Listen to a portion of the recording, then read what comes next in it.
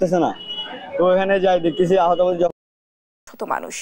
দুজনের ধস্তাধস্তির সময় অনেকে মোবাইলে ভিডিও করলেও তাদের নিবৃত্ত করতে এগিয়ে যাননি কেউই। মেডিকেলে নেয়ার পথে পানি চেয়ে মারা যান স্থানীয় আওয়ামী লীগের নেতা মোহাম্মদ হোসেন।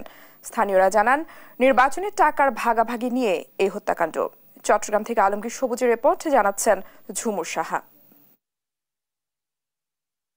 রোববার দুপুর ২:৩০ চট্টগ্রামের পাহাড়তলী থানাধীন সরাইপাড়া ইবতেদায়ী মাদ্রাসার সামনে ধস্তাধস্তি শুরু হয় দুই বন্ধু আওয়ামী লীগ নেতা জসিম ও হোসেনের মধ্যে। তাদের ধস্তাধস্তিতে সেখানে জমে যায় অনেক মানুষ।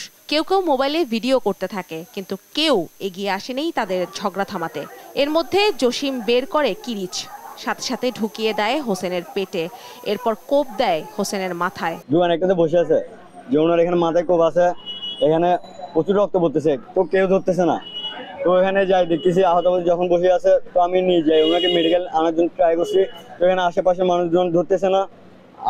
আমার সাথে ছেলে আরেকটা ছিল, আমরা আনার টাইমে সিনজিতে আনার টাইমে ওইখানে উনি মারা যায়। নয়ন জানায়, রক্তাক্ত হোসেন একটি দোকানে বসে থাকলেও কেউ মেডিকেলে তাকে নিয়ে যাচ্ছে না দেখে সে সাহস করে হোসেনকে মেডিকেলে নেওয়ার উদ্যোগ নেয়। পথের মধ্যে পানি পানি বলে হোসেন নয়নের হাতেই মারা যায়।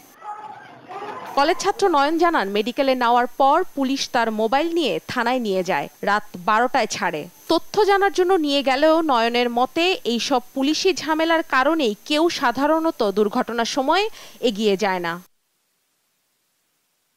মেট্রোপলিটন পুলিশের উপকমিশনার সরাসরি মন্তব্য না করে বলেন, এসব সমাজ গবেষকরা ভালো জানেন। এটা কি বলবো, এটা তো আমার বলার বিষয় না, এটা হলো সমাজ গবেষণা যারা করে ওদেরকে জিজ্ঞেস। নিহত হোসেনের এলাকার মানুষরা জানান, তারা শুনেছেন গেল নির্বাচনে পাওনা টাকার ভাগ নিয়ে দুই বন্ধুর দ্বন্দ্ব ছিল। জোয়ান একটাতে বসে আছে, যে ওনার এখানে মাথায় কোপ আছে, এখানে প্রচুর রক্ত পড়তেছে, তো কেউ ধরতেছে না। তো এখানে যাই দেখতেছি আহত যখন বসে আছে, তো আমি নিয়ে যাই ওনাকে মেডিকেল আনার জন্য ট্রাই করছি। তো এখানে আশেপাশে মানুষজন ধরতেছে না।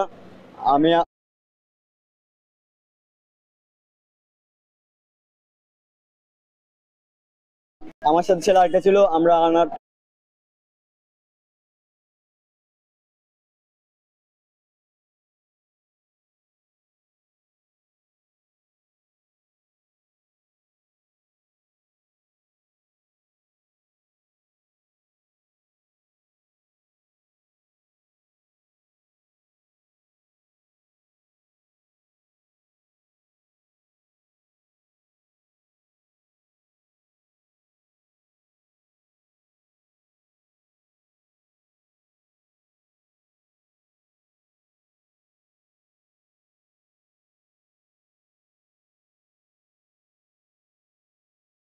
টাইমে সিনজি